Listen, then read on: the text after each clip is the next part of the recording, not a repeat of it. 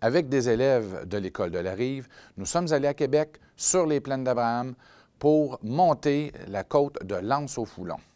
La même côte que les soldats français ont dû monter juste avant de se battre contre les troupes de James Wolfe.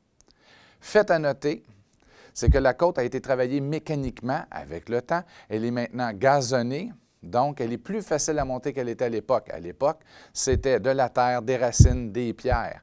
Et les soldats n'avaient pas le même habillement que les élèves avaient cette année. Donc, vous avez des soldats à l'époque qui ont de vieilles chaussures avec pratiquement pas de semelles ou des semelles lisses. Vous avez un uniforme qui est lourd, le sac à dos, ils ont leurs fusils, chapeaux, les munitions, les balles, leur couverture. Et ils venaient de traverser la ville de Québec à la course, car ils étaient du côté de Beauport.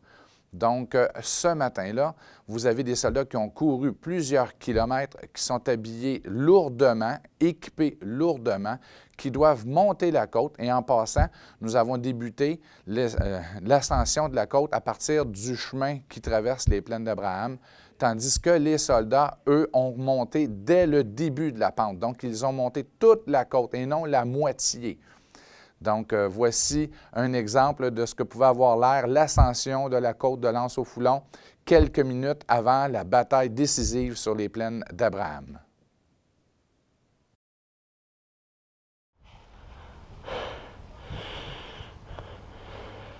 Ok, c'est bon, go!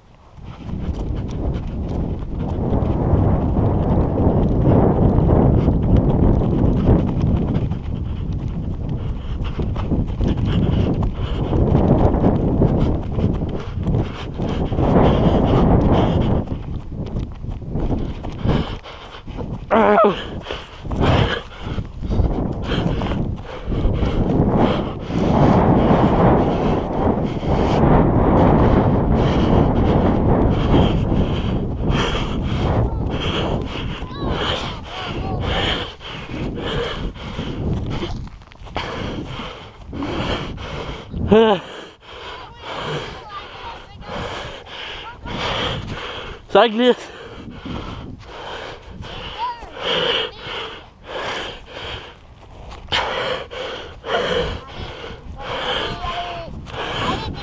Ah.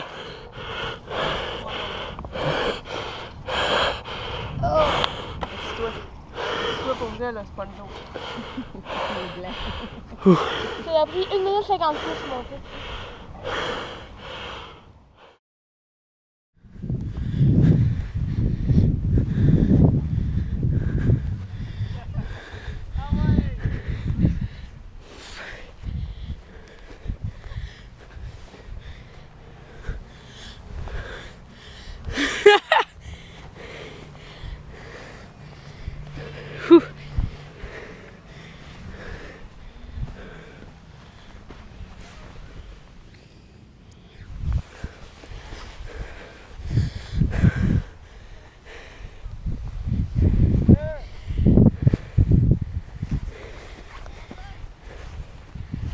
T'as bas, c'est haut ça là?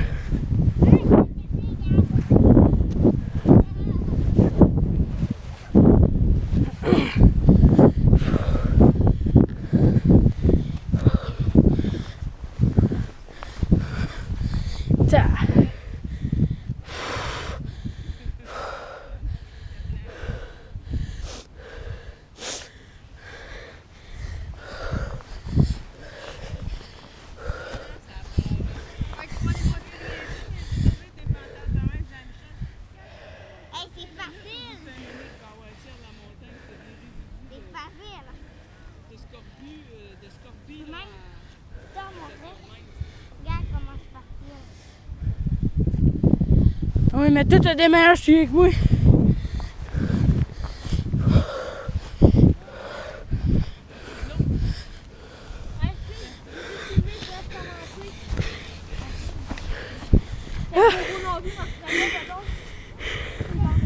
Puis